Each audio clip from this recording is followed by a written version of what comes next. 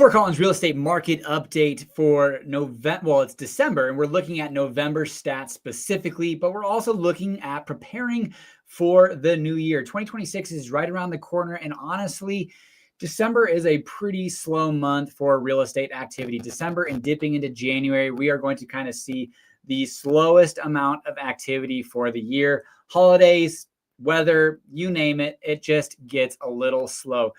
In this market update, we're going to look at median price, days on market, which is a significant number to look at. Inventory, we're going to look at Fort Collins, how it's doing against Denver, Colorado Springs, different markets.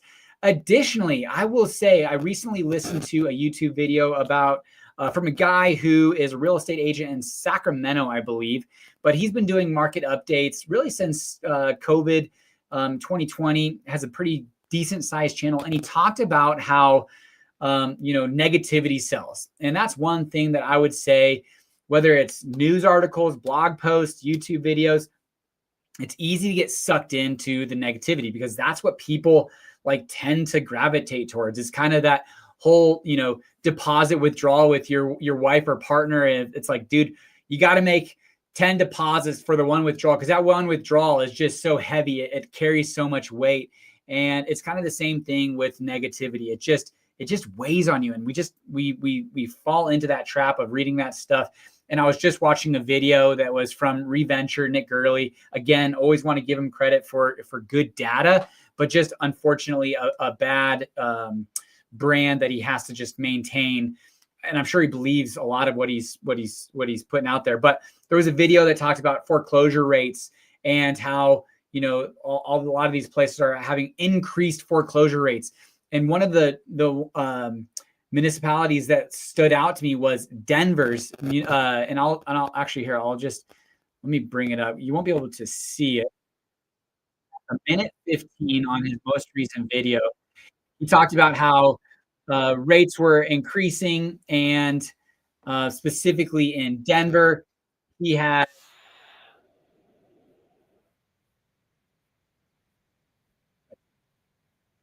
exactly. All right, here we go.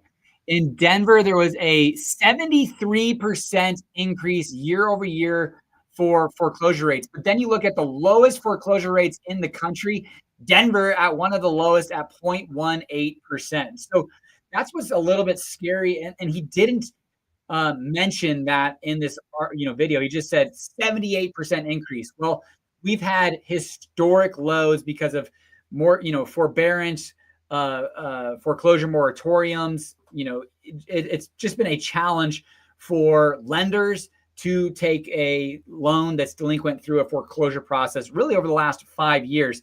But the reality is his video just caught eyeballs because, he's talking about foreclosure increases by 73%. Yeah, but still at 0.18% is pretty low when you take all things considered. There is a great resource that I've started to read, and that's it's ICE, and I'll tell you what that stands for. It is golly, where did it go?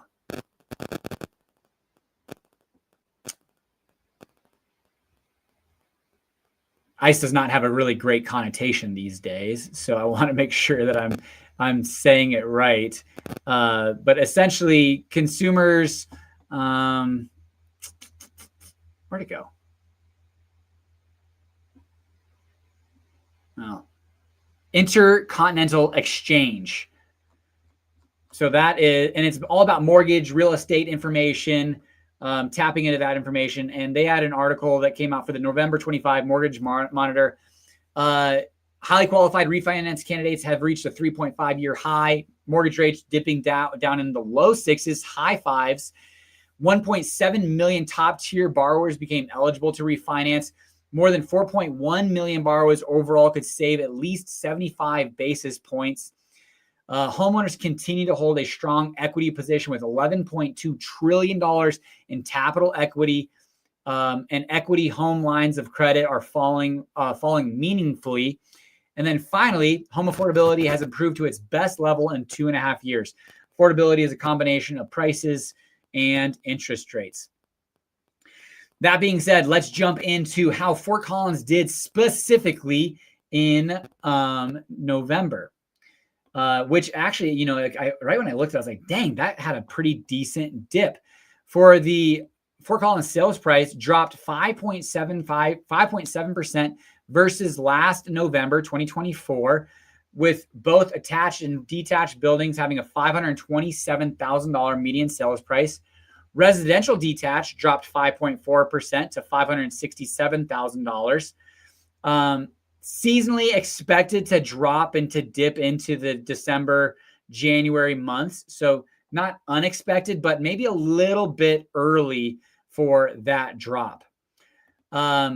Moving into new listings, down 17.1% versus November of last year. That's a little bit interesting. I would have thought that would have increased a little bit because of interest rates, but let's look at residential detached versus attached. Both pretty, you know, significant drops, 17% for new listings. So, you know, inventory is slowly coming onto the market. And in fact, one of the things that is real is shadow inventory on the market. Airbnbs, vacant properties, second homes, or homes that people intend to sell that pulled off the market with intentions to sell next spring. So I will be watching how the market moves next spring. Under contract, though, properties went up 6.5%. Interest rates drop, people move into the market. There is a significant amount of buyers that are on the sidelines, ready to make moves, waiting a little bit for these interest rates to drop. Closed sales, though, had an 8.5% decrease for residential detached, but a 0.6% increase overall. So attached dwelling units actually saw a 50% increase in sold properties versus last year, which is, you know, definitely super interesting. Days on market is one thing that I would say it is the highest number for November over the last decade. 61 days is the highest November days on market in over a decade. Now, we could see days on market pop up to 73 in January. You know, that's totally to be expected. But November, this is a little bit high. Now, when you look at 2018, you know, November had 51. So this is 10 days higher.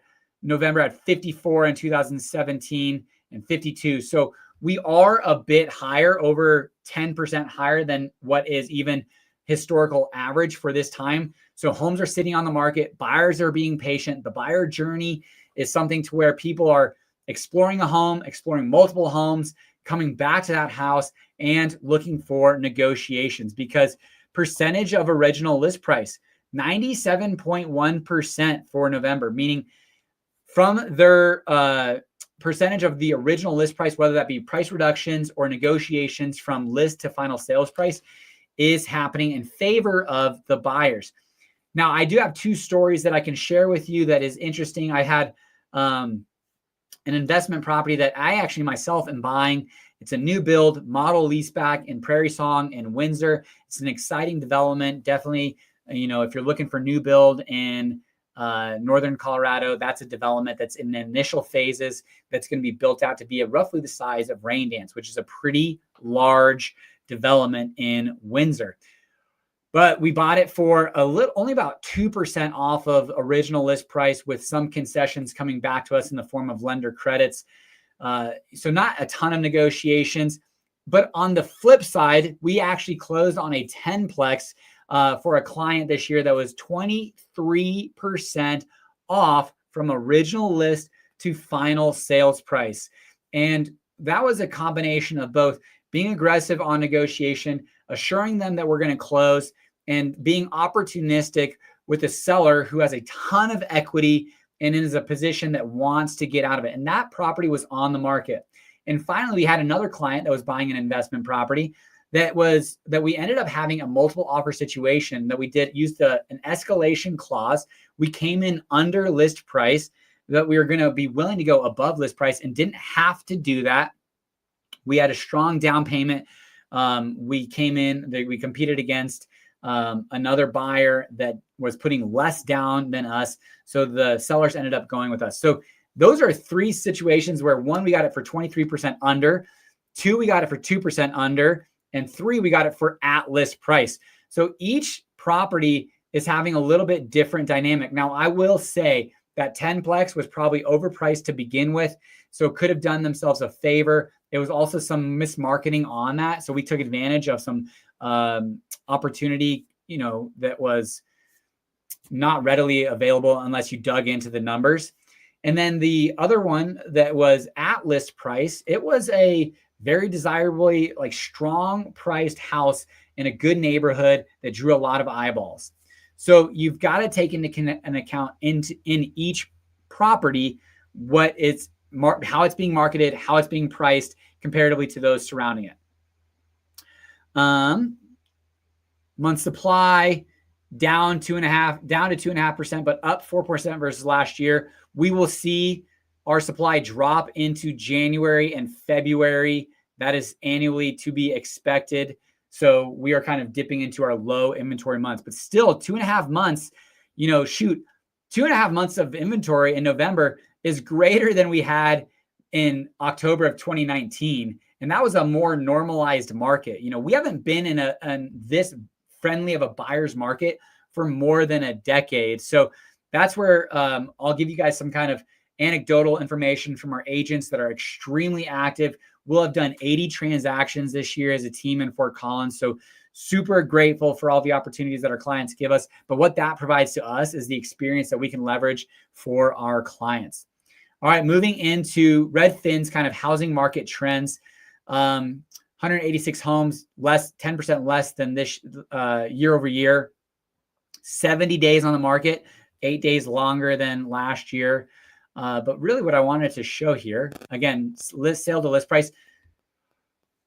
Some of this information's hard to understand. It's similar to what our MLS has, but what they're having is also they might be looking at, for sale by owner properties, MLS homes, different MLSs. So this is not as accurate as information as I would suggest for that our MLS has.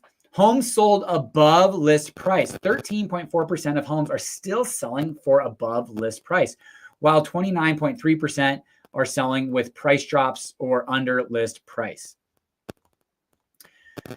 We've got a lot of relocation people moving to Fort Collins, Northern Colorado, and the main areas where people are moving from: Los Angeles, Dallas, Chicago, Miami, San Francisco, Austin, Washington, D.C., Seattle, Houston, and San Diego. On that list, the only area that we haven't had somebody move to or worked with was from Washington, D.C. Interestingly enough, those individuals came out, explored Fort Collins, and said, you know what? No, this is just too small of a community for us. Now, on the flip side, where people are leaving Fort Collins for: Breckenridge, Colorado, Nashville, Bend, Oregon, Edwards, Colorado, Hilo, Hawaii, Orlando, Florida, Grand Junction, Laramie, Wyoming, Cape Coral, and Buffalo, New York. Those are all a little bit more affordable areas. One thing I recently talked about in a video that I did was Fort Collins isn't unaffordable. It's just our jobs, local jobs, aren't allowing for a high enough income to afford our prices. But there are plenty of people that are doing remote work opportunities that can afford to live in Fort Collins, which makes it a challenge for locals like myself who might, be a teacher, firefighter, and making a local wage. All right. And from there, I did want to dive into, there was a housing summit on November 7th. And this is important because essentially it tells us, is Colorado, is Fort Collins, is Northern Colorado, is Larimer, Weld County good places to buy a house? And I always bring it back to, if you're going to buy a house and planning, or if you're going to be in a place and live there for 4 to 5 plus years, I believe Colorado and Northern Colorado are a great place to buy because populations is still expected to grow. It's still a desirable place to be. But let's jump into some of the demographic slides. So Colorado is one of the few states. We are ranked number 11th in total growth and 16th in percentage growth.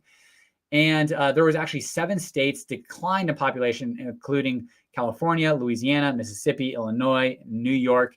But Colorado is one of the stronger growth places. Slide number 13. If you're listening to this on a podcast, this is on our real estate update live on our Fort Collins Lifestyles YouTube channel. So there is some good visuals to help support some of the information that I'm talking about. Annual population change between July 10th, 2010 and July 2024. We saw a dip in migration to Colorado in kind of the COVID years, 2020, 2021, and 2022. But we've seen an increase over the last couple of years, seeing our population increase into 15. The Front Range is where the majority of the population change took place. We are seeing kind of those Eastern Plains, even Western Slope areas. Not all Western Slope, but along the Front Range is really where we saw the majority of our population increases. El Paso, Douglas, Denver, Adams, Arapahoe, Weld, and Larimer County leading the way. As far as county population rankings with population change, Weld County came in number 1 between 2023 and 2024 in total population change, increasing by 9,600 people. And then as far as total population, Larimer County is number 7 in Colorado with 374,000, and Weld County number 8 at 369,000. But those population numbers are expected to change. Weld County is a growth area, probably some of the most explosive growth expectations moving into the coming years. And then lastly, slide 28 for this specifically was municipal population changes. Greeley and Weld County saw 4,041 people increase their net migration, a 3.6%. And Greeley is expected to pass Fort Collins as far as population as early as 2026. It is a more affordable option. And we'll get back to we can compare shortly what Greeley's doing versus Fort Collins for pricing. As far as percent changes, Timnath came in at 6.8% increase, adding an additional 602 people. For our population projections, Colorado is projected. I just thought this was interesting. Our life expectancy is expected to hit 83.4 years by 2060, a historic high of 80.5 years in 2019. And in 2024, if you were born in 2024, you were having an expected life expectancy of 79.9 years. 16. Although we are expected to slow down on net migration moving into the future, but still a positive net migration all the way up and into 2060.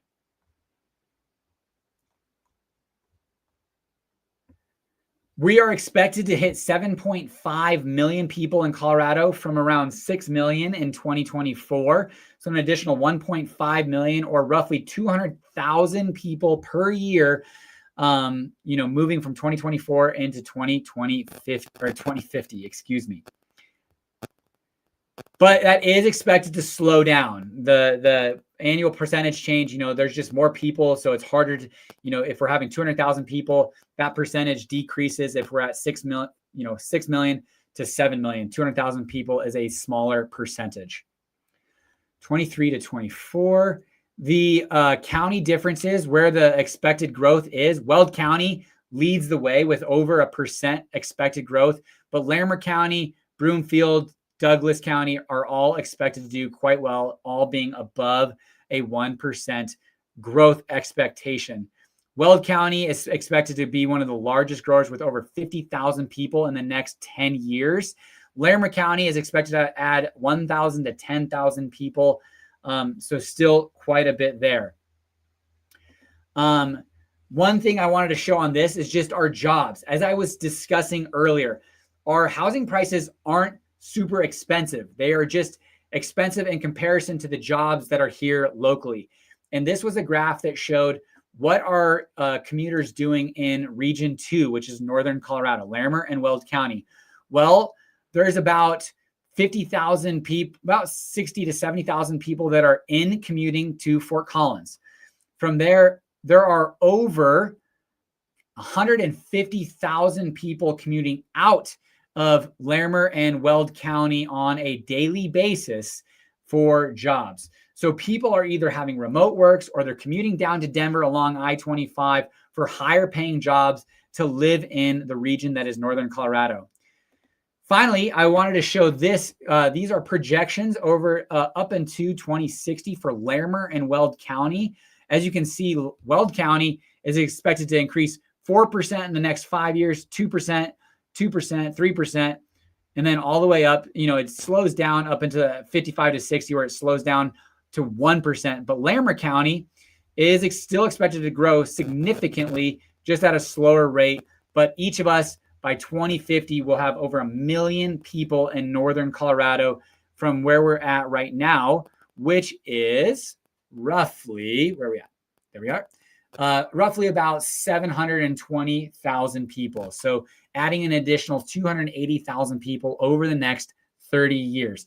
The reason I talk about that is because, like I said, if you're planning to be here for the next 4 or 5 years, demographics, demographers, professionals saying population increase, supply, demand, builders aren't going to be building that much, especially with kind of a glut of inventory right now. They're going to push pause. We have already a imbalance in the nation of about 4 to 6 million housing units.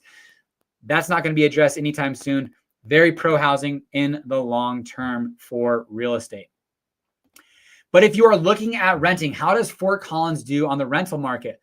Average rent, $2,040 per month, just about 2% higher than the national average of $2,000. Rents can range anywhere from, you could find some properties for $800 to $1,000, probably not many, but all the way up to $5,000 plus, which is interesting because, I would say it used to be a ceiling of about $3,000 in Fort Collins for rent. Well, now we're seeing rental properties go for $3,400, $3,500, $3,600, all the way up for, to $5,000 plus.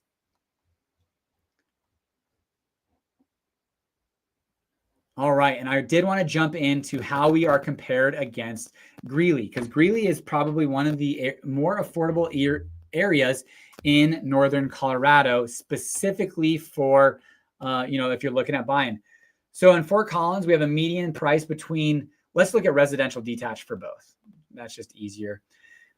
Residential detached house in Fort Collins, median sales price in November, $567,000 versus Greeley, $447,000. So roughly $120,000 or 20%. If you want to live in Greeley, you can get a 20% discount from living in Fort Collins.